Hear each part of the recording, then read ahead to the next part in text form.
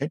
The problem with most marketing and sales endeavors is that 100% attribution is near impossible to provide, and also that it doesn't necessarily help to determine the ROI of those endeavors and its financial worth.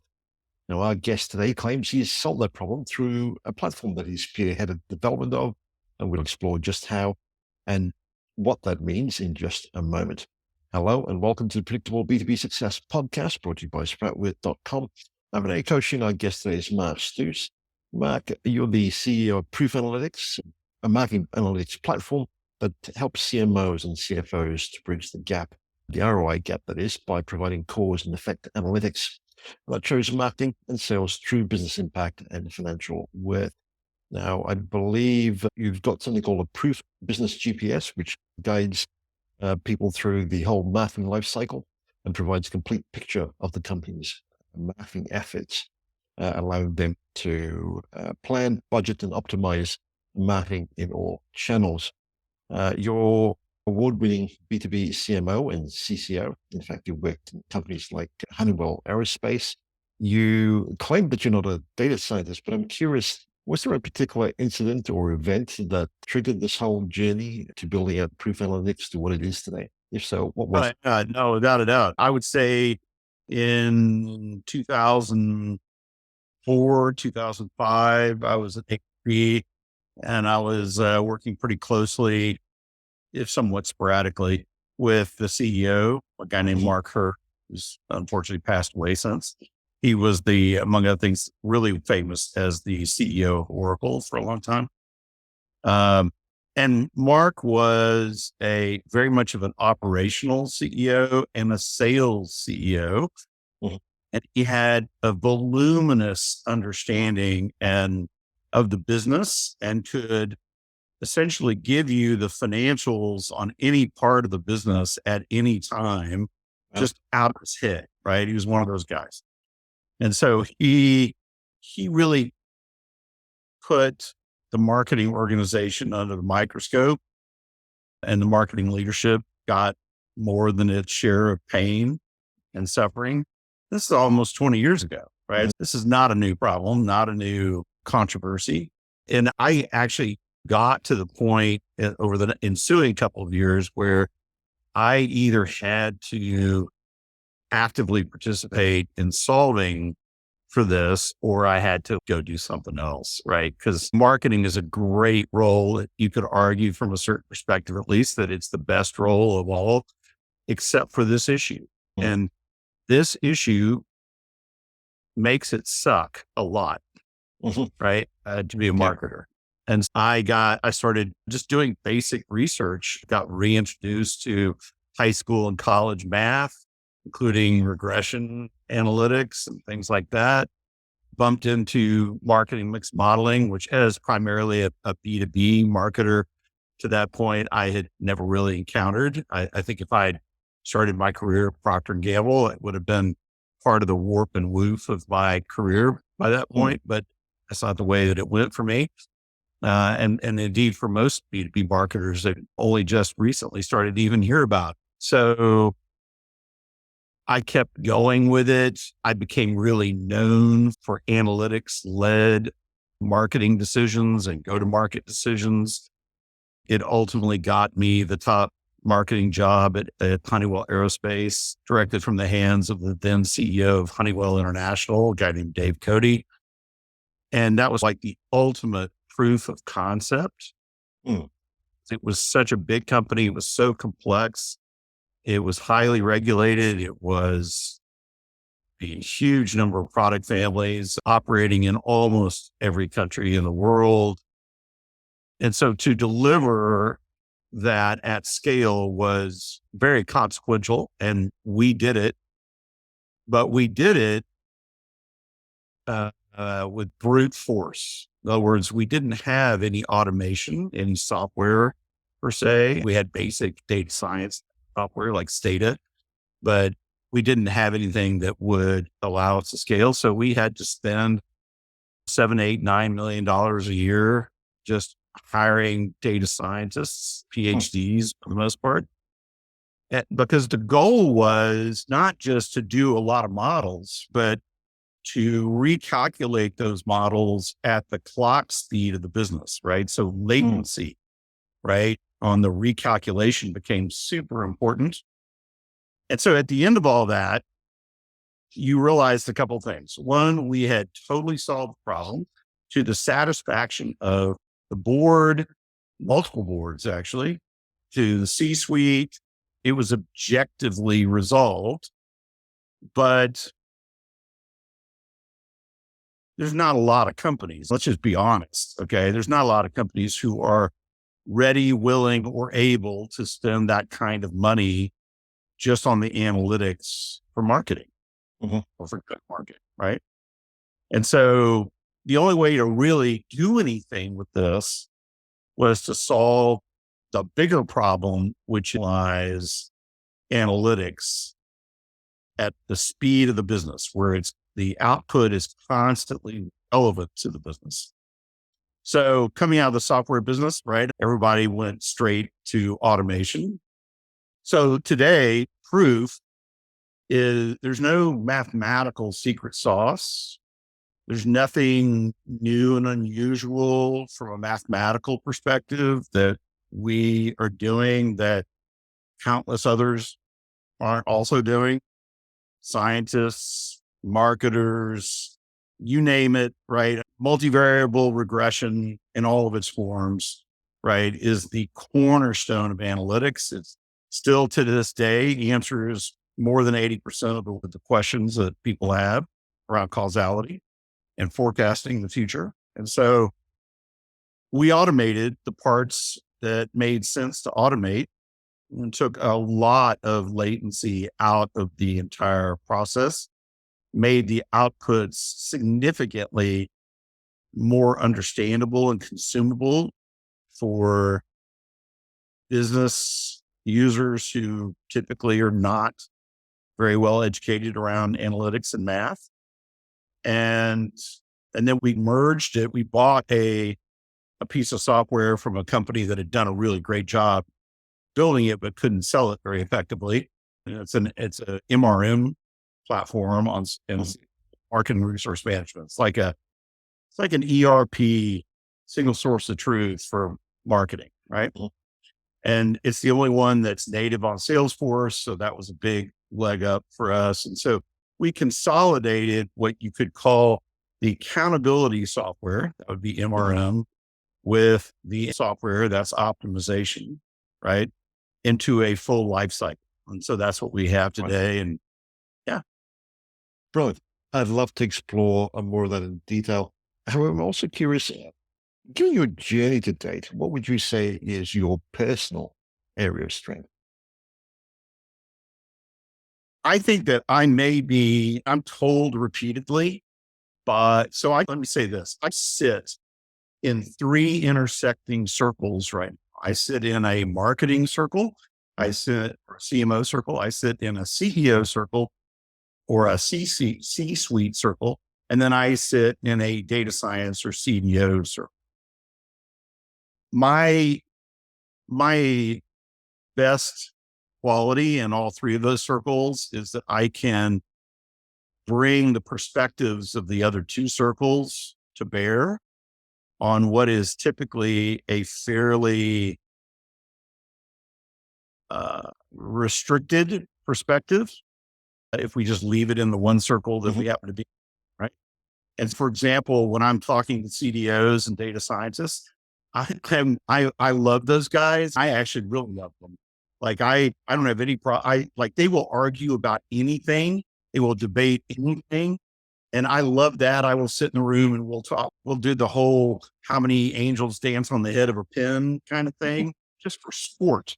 But at the end of the day, I'm the one that hauls them up short and says, the business doesn't care, doesn't give a fig about your 95% confidence scores. The extreme precision that you are wedded to. Doesn't care, not relevant, not where the action is. What they want to do is they want to take the decisions they're already making, and they want your help to make them better and better. Even if that means it never gets better than 50%, because most of them are operating, and they know this, they're operating in the 20s, which to a data scientist is just like a joke. So I am like, that's the kind of perspective I bring. I bring a business perspective to marketing. I'm like, guys, seriously, they don't care about MQLs and all that stuff. And they don't care about your data. They want to understand what's working, what's not working, what's the cause and effect. Like, if it's going to take a while for something to pay off, how long is it going to take for that to pay off? What's the risk that it might not pay off? Those are the kinds of questions. They want a business case. You can't give them a business case, right? And for that matter, the business case issue is huge on the data science side too, right? So that's really what I do. So like I teach a course. I've done it in several universities like USC for business leaders. How do you collaborate with data scientists? And then how do you understand the output of data science and make the most of it so that you make better decisions? That's a separate skill completely than knowing how to do the math or how to build the model. But it's about collaboration, right? In fact, it's about collaboration in all three of these circles, really. And that's where the weakest points are. So I'm the cross-pollinator. That would be one way to look at me. And with this idea of, at least from a business point of view, of being able to help build collaboration across skill sets and perhaps even departments in a business, would you say it's just purely bringing additional perspectives, or is there more to it? I think it certainly perspective is huge, right? How you see the problem, whether or not you see the problem accurately or fulsomely, comprehensively, right? It's a big part of it, right? But I think also what I bring to it is 20 years of leading organizations and to do this, right? And so I've seen a lot of the elephant. And one of the reasons why I learned to enjoy data scientists so much is that for years, I had to sit with them and give them the business context that they didn't have, or the marketing context that they didn't have, in order to help them spec out a model that would answer a question that I had. And so it was it was like Medici. No, not Medici, but for this example, let's say that I am, right? It's like Medici working with Leonardo da Vinci. Medici was a highly informed connoisseur of sculpture, painting, of science. Couldn't do any of it. In fact, if you read the diaries and the correspondence back and forth, he's very transparent about the fact, while he can talk about it very intelligently, he cannot paint.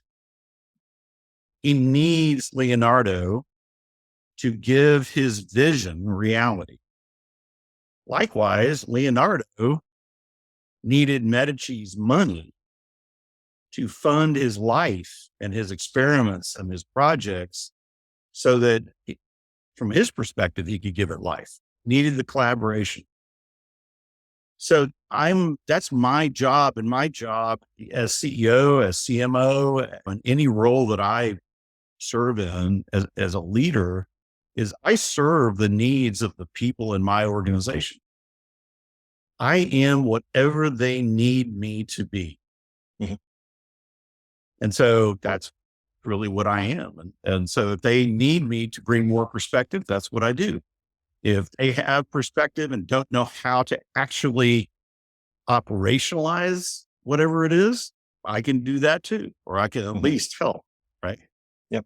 And to be clear for those listening in, proof, is this more geared towards enterprise level organizations, or can smaller players benefit from it as well? Yeah, small players can there's not a size restriction. And we have priced it so that there absolutely is not a size restriction in that sense. What changes across the small, medium, large, extra large kind of thing with companies is what are they trying to grapple with? So if you're a really small company, let's say you've got 2 million in annual revenue and you're spending 100,000 or 200,000 on marketing or go to market combined, right? Your big risk is making a bad choice that wastes your money because you don't have that much money to waste. The opportunity cost on the money itself is really significant. If you are a big company, if you're HP, if you're Honeywell, whatever, right? The opportunity cost on the money is not really the core issue as much as the operation, the wasted time, the opportunity cost on the time that you make by making a bad decision, bad bet, right? Because almost everything that you do in a large business has a lot of time lag attached to it, which means that you won't feel the positive impact for quite some time. And so if you're not correct about the bets that you make, which are, you'll probably have to wait a year in some cases to see the benefit, you're not able to get that time back. That time is crucial. So it's different risk factors that prompt people to do this. I would say that this is analytics in general, not just proof, but bad times are tailwinds for analytics. And right now we have not unprecedented, but in the post World War II era, pretty much unprecedented levels of the variety of change agents, the volatility of change agents, and the velocity of change is all just freaking exhausting and freaking people out. Right. Mm-hmm. And so there is a great desire to know more, right? About like, how do we actually calibrate for this? And how do we actually know what the hell is going on? And how do we make better predictions, better choices for the future? How do we, after having made those choices, how do we know if we need to make new choices? So this is one of the reasons why we referred to it as a GPS, because actually it's certainly an analog to a GPS, right? But it's also literally uses the same math, minus the satellites, of course, right? But it's the same math, right? And so when you call up your GPS on your phone, it knows where you are, and proof or any other kind of regression knows that too, right? Maybe manual, but still, if there's a history there, right? And then it will say, okay, on your phone, it'll say, okay, you want to go here. This is your destination. You have 3 options. Pick one. These 3 options are forecasts that are all optimized for different considerations. Pick one, right? So you're driving along, right? And it's tracking you and everything that you're doing, your location as it moves. And it's also tracking the critical factors around you that you can't see necessarily that can either speed up your journey or slow it down. And if things get really bad in front of you, it will say, hey, you now need to reroute because this was a good route, right? But now it's not. So here are some recommendations on new routes so that you might get there 8 minutes late doing this other route. But if you stay where you are and just keep plowing ahead, you're going to be an hour late. And so that is exactly what Proof does for our customers on all kinds of different questions, right? Because Proof is an agnostic platform that you can say, okay, I want to know the answer to this question. And I have a hypothesis as to what that might be, because it's what I'm currently doing, right? And so we're going to model that, and spits out a tick list of the data sets that you're going to need, the types of data that you're going to need. And all that gets integrated into the model. And then there's a rapid back and forth between the analyst and the business user, very much like agile methodology, right? The minimum viable model is real. And all of a sudden the business user says, yeah, you know what? That is answering my question. Let's put that into production. And then after that gets automatically updated every time new data is presented to the model. And companies tend to measure stuff in time series based on a cadence that is naturally important to the business. That's almost like a gravity, and it's self-setting in a sense, right? And so you just don't see companies measuring monthly when they should be measuring daily or weekly. You just don't see that, right? So it really keeps pace and it keeps it current. So to give people who maybe don't know too much about the history of marketing mix modeling and progression in general, the history on this is very expensive, consulting led by very expensive, millions of dollars in some cases for just one or two models that are recomputed once or twice a year. And so it's very accurate. There's not any issues with the math. Its relevance operationally to the business is extremely questionable, right? And that's really what we fixed. We fixed the relevance issue without giving up any accuracy. I'm curious, with a lot of the companies that you work with, what have they been using in order to forecast to this point until they start to bring proof on board and using proof? So it really depends. So if you're talking about B2C, so consumer marketing, consumer go-to-market, they are typically very mature in this area, but they're doing it the old-fashioned way. And it's costing them a lot of money. But when we pick up one of those guys, it's a purely economic-driven deal. We are better, faster, cheaper, so to speak, than their current offering, right? We offer them more scale for a lot less money.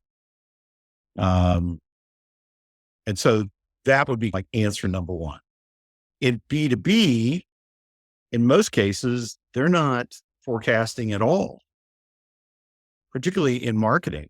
And the forecasting that you see in sales, unless we're talking about a very sophisticated Fortune 100 type company, what you're really seeing is extrapolation. So extrapolation is, if we look back over the last 8 quarters, right, it keeps on going for revenue. Our success keeps increasing or decreasing, right? But it keeps increasing. And so an extrapolation is an assumption that past is prologue and that past will just continue, or past performance will continue forward, right? And so they get caught out, and they've been getting caught out big time in the last, say, 4 quarters, particularly. That's the great weakness, that and the fact that extrapolation doesn't take into account any external factors at all. That's really, B2B is far less disciplined and scientific than even in the upper reaches of the fortune list than most people would like to admit. They also don't know that much about analytics. It's been a very sales driven culture for the most part, or product driven culture. It's a very plan the work to plan. There's a lot of assumptions around linearity. So the idea of a funnel is literally a linear model on something that is not linear at all. It's profoundly not linear, right? Which is very human It's a very human thing to do that, right? But it's really wrong. Really, it's factually incorrect, right? So that's where things are like the big upheavals that you're seeing right now. And I'm writing a book on this right now, interviewing a lot of CEOs and CFOs about this, right? This is where you're seeing the big upheavals in B2B. So with this idea of proof, you're really providing a whole life cycle picture. You've provided this analogy of the GPS, but I'm curious, as people get to see the power of your platform, there's obviously different thoughts and possibilities running through their heads. Sure. And I'm sure there is a degree of paralysis, if you will, given the number of possibilities. So to help them stay on course or at least fast track some quick wins, so to speak, is there a framework that you would recommend most companies, or at least some companies, follow in order to ensure that they've Yeah. got some basics down? No, absolutely. And we spend a lot of time and effort with them in the onboarding phase. A lot of times we will even facilitate a kind of a kickoff that is designed to have certain key deliverables spit out of that session at the end. This is also where customer success, we do a lot more customer success in terms of investment than we do sales. Right? Because like and it shows in our numbers, right? We have been growing really well, but our most valuable metric is we have almost no churn. Once we get a customer, we just don't lose them. So I think that is super important. The analytics would certainly indicate that churn is one of the most destructive things to the future prospects and value of a company. So I think that's been very important to us. So building a sustainable business has been far more important to us than a super fast, super high margin, the proverbial hockey stick. Okay. Couldn't care less about the hockey stick. I care about people who are where I was 20 years ago, who really need help, making them successful and making money while we do that is really super important. So we have usage-based pricing.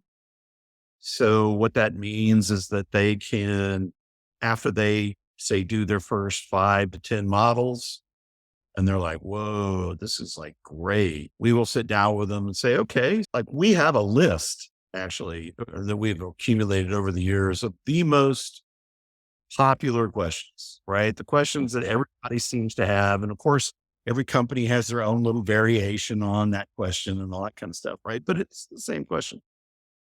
So we will say, hey, have you thought about this? Or have you thought about that? Or whatever seems to be relevant. And we're also, even though we have, as a small company, as a scale up, we have focused on go to market, the platform itself is agnostic. So at some point, some customers really, that thought really lands with them and they start using proof in areas of their business, like supply chain, that have very, not really direct connections to go to market. Supply chain does, but not in the way that we typically or see clients define go to market. So business transformation projects, change management is a subset of that. We have one customer that's still working on a pilot on, they took a lot of their employees and they worked with them so that every one of these employees in their role, so this is really more about the roles than the people in the roles, right? These roles have between 5 and 10 KPIs that each individual is responsible for maintaining, for tracking and maintaining, and loading those into proof, right? So that what the company wants to really understand is, how do 500 employees or 1,000 employees doing their jobs every day, how do those efforts network together to produce this outcome that the company wants to see? Where are they accidentally working against each other in some way that needs to be clarified and fixed? Are there roles that actually aren't working anymore for any number of reasons and need to be replaced with roles that are clearly not in the mix right now and need to be in the mix? So this is this is workforce optimization from a perspective. It's teamwork. I prefer to think of it as teamwork optimization, but it's the same idea as anything else that you're trying to show causality about. For example, the math that we're using is the same math that scientists studying climate change or epidemiology or any of these systemic change events, okay, they're using the same math. So if you are listening to me and you're saying, I'm having a really hard time believing what Mark is saying, then I would ask you, how do you feel about the science of climate change? If you really believe in it, then it's impossible to believe in proof, right? If you don't believe in that, and that's entirely your prerogative, right? But that means that you're probably making decisions more on what you believe than what the evidence might show. And so, for example, that's one of the reasons why our sales guys will ask that kind of question in the first meeting, because proof or any other analytic can be giving you unprecedented, wonderful insights. But if you don't agree with them and you're only going to make your decisions based on what you believe, we're worthless to you. You're not going to be a happy customer. So we would prefer to figure out, that's a big part of our ICP, actually. So it's, person is very belief driven in their decision making. That organization is probably not ready or best. We're not best for them. Which at least brings to my mind that this idea of how do you tackle this area of things that cannot be tracked using conventional methods, and thinking of somewhat you might just thinking purely in marketing terms, they might see an article or an ad. They don't really progress any further. They go away. It could be perhaps a few months before they see something else that triggers a bit of curiosity, and then brings them back into more of a sales type conversation. Are you actually able to track the origin point of their journey through to the actual sales conversion? We don't do that because, again, we're an analytics platform and they're using the data. If they have touch data, a lot of that is used in our models, right? But to answer your question directly, what you're really talking about is a very common fallacy that one piece of advertising or a Wall Street Journal article or something like that is statistically significant all by itself. And it's not, right? And that's not just a marketing statement. That's an any topic statement, right? So this is actually one of quite a few fallacies in multi-touch attribution, starting with the fact that it's not attribution because doesn't show causality at all. But this is one of the big issues, right? Is that the idea that a touch has value, like monetarily, is just wrong. A series of the same touches So consistent behavior over and over again in a particular area, that is now has value for it. Oh, a single touch, because a single touch from a causality perspective can be, it can be a total outlier, or it can be part of a central, highly relevant pattern, right?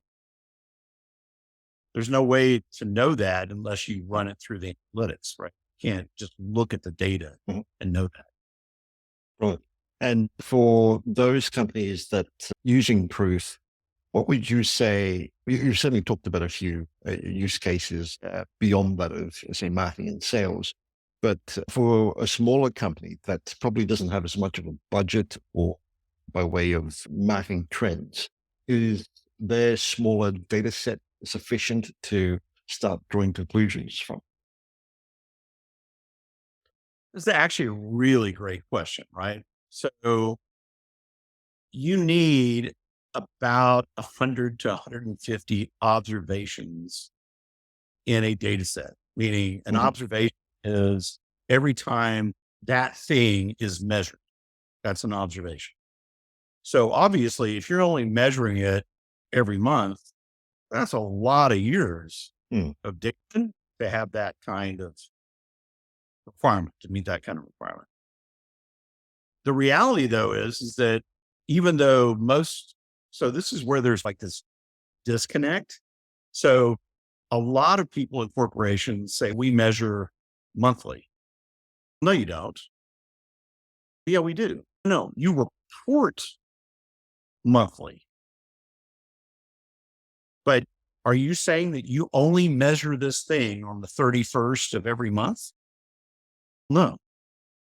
Well, yeah, that's what I thought. So actually, if you explode that reported monthly number, what you typically find is an entire month of daily data.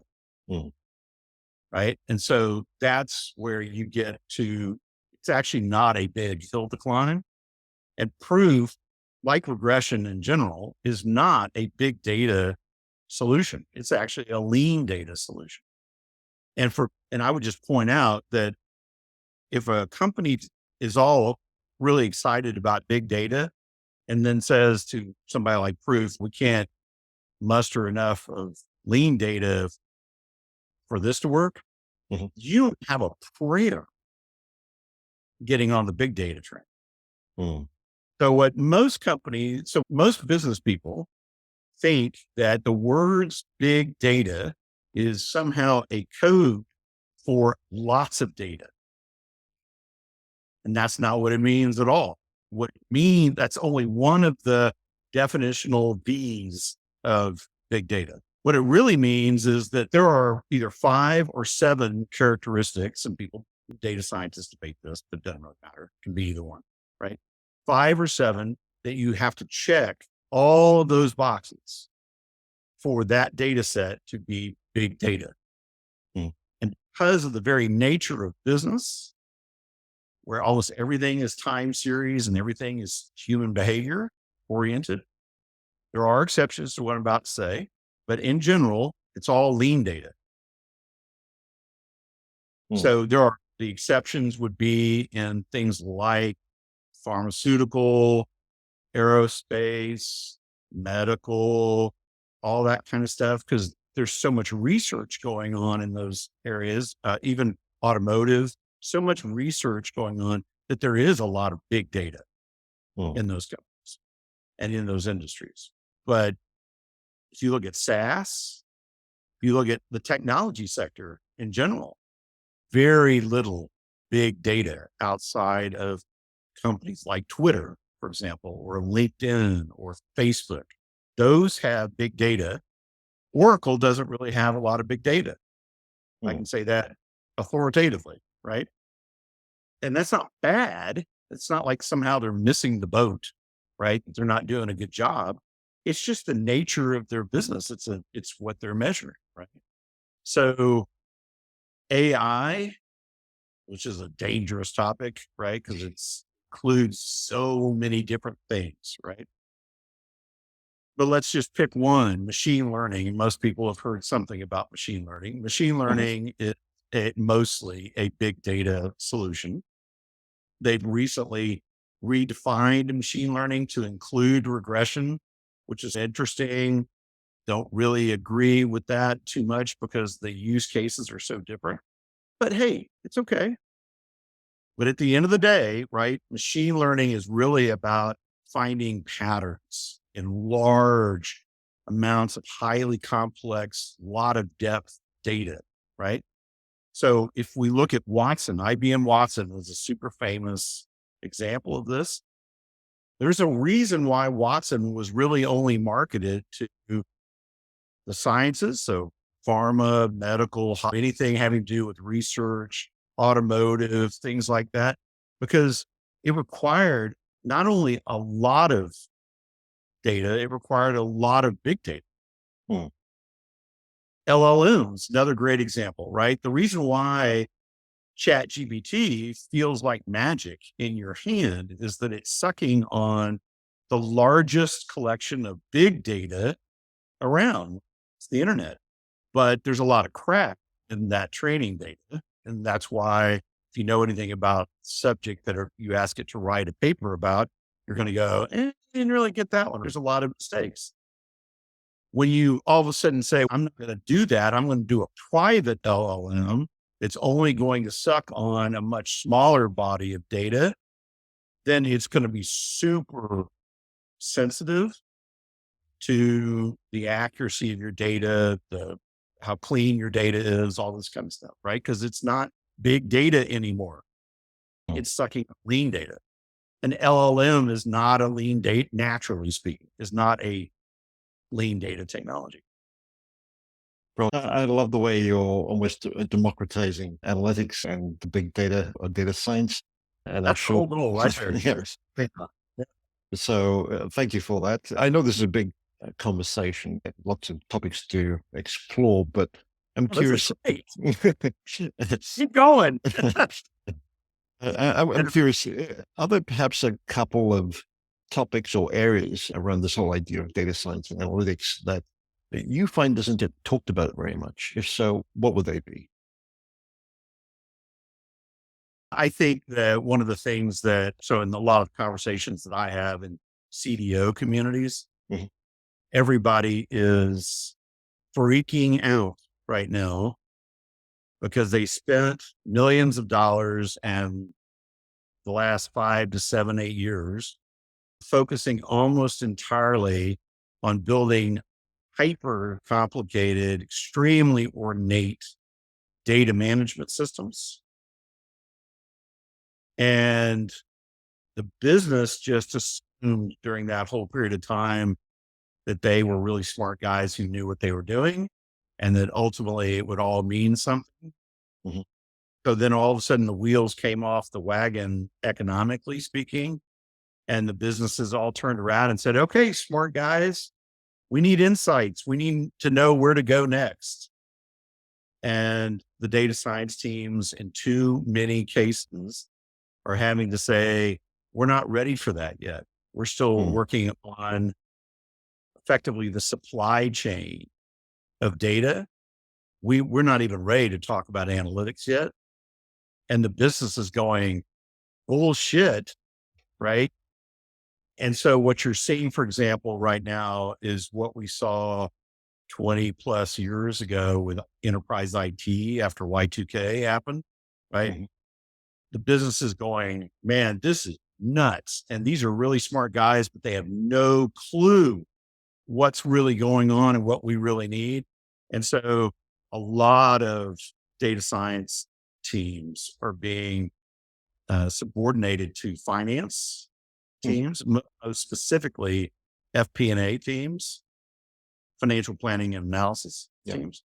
And that would probably stay that way for the next 5 to 10 years. Hmm. If IT is anything to go on, that's about how long it took for the CIOs to gradually regain some sense of independence. And most of the time, it was the next generation of CIOs that gained that independence. CIOs who were primarily business people in perspective, who had a lot of deep knowledge on IT, but they were bringing the business, they were starting from a business perspective on it. They weren't starting from a function first perspective. So, And that's what we're also seeing in marketing right now, where it's a very normal, typical evolution in any function. But sometimes circumstances really intensify that trend, and it happens to lots of functions all at once, as opposed to like picking on marketing for a while and then picking on somebody else for a while and so on and so forth, and almost a linear way, right? This is pushing all the marbles forward at the same time. Certainly. Brilliant. And to wrap things up, Mark, if you were listening to this episode, what would you say would be your top takeaway? I would hope that it would be a couple of things, right? One is, let's just put a stake through the heart of the idea that it's no longer possible to answer these questions from a causality perspective, and to do it without a lot of pain and suffering and without a lot of detailed data science knowledge and huge amounts of money, right? I would also say that it's far more important for someone listening to know how to make use of the analytics, whether they come out of Proof or some other platform, in your daily life and work, than it is for you to learn how to actually do the analytics yourself.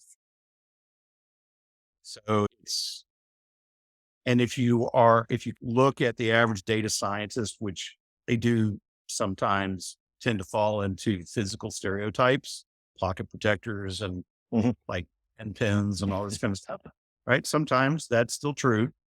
If you tend to look at them and go, golly, that is the last person I want to party with, okay, you're making a big mistake, because they can make you look like a hero if you know how to ask them for what you need.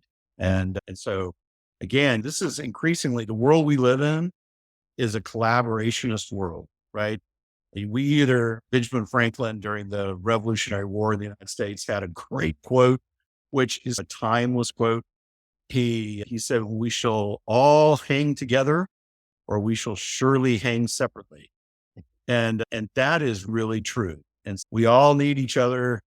And if you're a CMO and you're under a lot of pressure to prove the value of the investments that you're making on other parts of the business, that is absolutely right here, right now, 100% ready to go.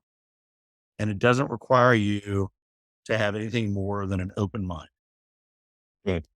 I'm also curious, before we wrap up, you're very passionate about 15th century innovation and the pre-Renaissance era. I'm curious, are there lessons you've drawn from your study of that part of history that's fueled Proof to what it is today? Yeah. So it's something that I've studied for a long time, and I've gradually evolved into a compare contrast between innovation in 15th century Northern Italy. This is now pre-Renaissance, in the years immediately leading up to the Renaissance, and then the early Renaissance in Northern Italy versus Southern Germany. So both of these hotbeds of innovation, okay, totally approached it differently. Germans were very collaborational. They were very guild focused. The rising tide lifted all boats in the German mind. They were also extremely practical. So their definition of innovation was it has to actually mean something. And it wasn't they were anti-art, right? It just meant that they were primarily extremely practical people, which I think is probably still true today. The Italians believed in heroic innovation.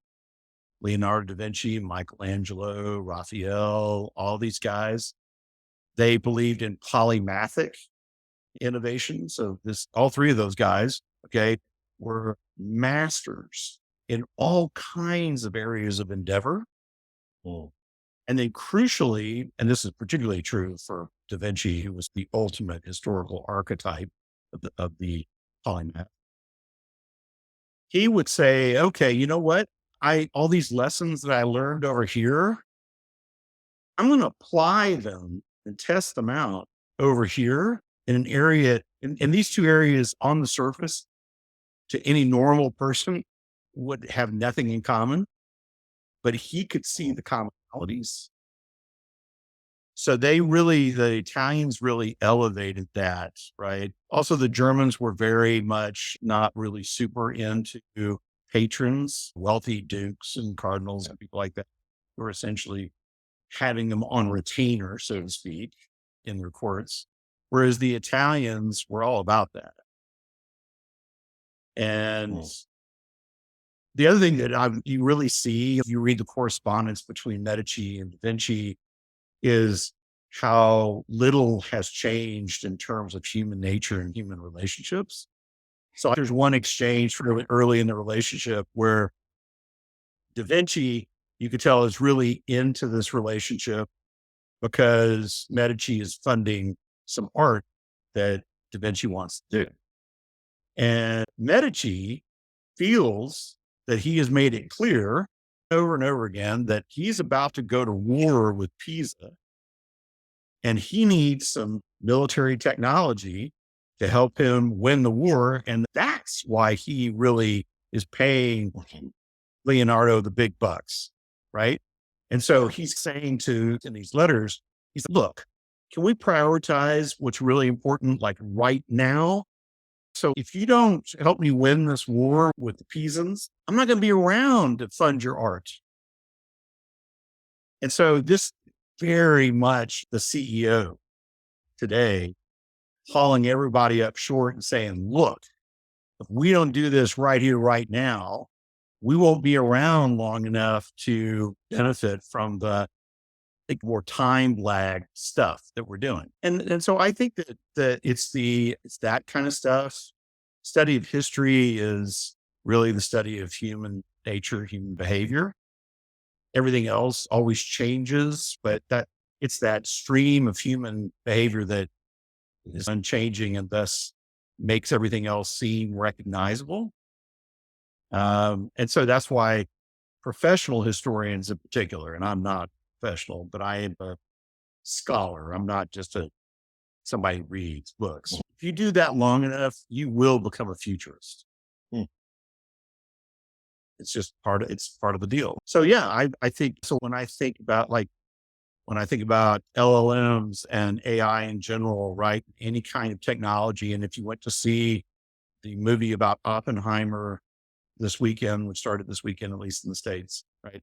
You see a lot of commonalities around technology and history. If you want to really know, you want an early harbinger, an early sign on how important and powerful and transformational a technology will be, look at how quickly and comprehensively it is militarized. So that is it doesn't matter whether we're talking about swords or internet, telephones, trains, doesn't matter, right? If there's a really significant amount of leverage to be had, militaries will grab that leverage first. Brilliant. Very, very insightful. Thank you so much for this, Mark. If listeners are curious, wanted to find out more or connect with you, where would you recommend they head to? So our website is proofanalytics.ai. If you want to reach out to me personally, I'm very active on LinkedIn, like probably is not even doing it justice. Really enjoy it a lot. You can contact me by PM there.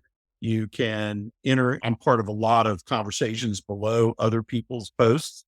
So just join the conversation and then say, hey, Mark, I really would love to know more, or make some comments and then send me a PM, however you want to do it. Right. It's great. I will always respond. I never do not respond. And I'm not primarily there to try to sell you something. I am there to help you. And I realized a long time ago that if I tried to do both, I would fail at both. And so I made a choice, and I'm really there to help. And if that means a little bit of biz dev ultimately happens, that's great, but I'm not going to pursue you or anything like that. Thank you. Thank you so much for that. Matt, we'll include links to that in the show notes. Thank you again for doing this. It's been terrific. No, it's my pleasure. It was a great conversation. You asked great questions.